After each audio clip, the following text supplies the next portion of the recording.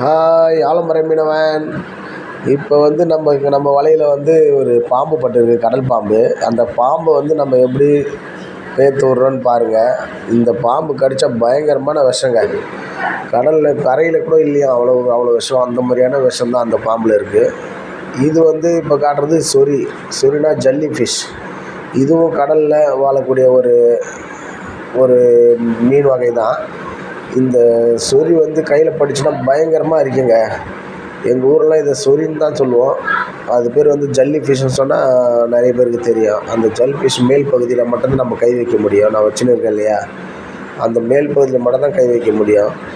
ஆனால் நம்ம இதை விட்டு உள்பகுதியில் நம்ம இந்த மாதிரி கை வைக்க முடியாது. அது கையில் பட்டுச்சுன்னா அவ்வளோதாங்க. பாருங்க, எடுத்து காட்டுற பாருங்கள். அந்த கால் பகுதி, இந்த கால் பகுதி பட்டாலே போதும், அந்த இடம் ஃபுல்லாக நமக்கு உடம்பு ஃபுல்லாக அரிக்கும்.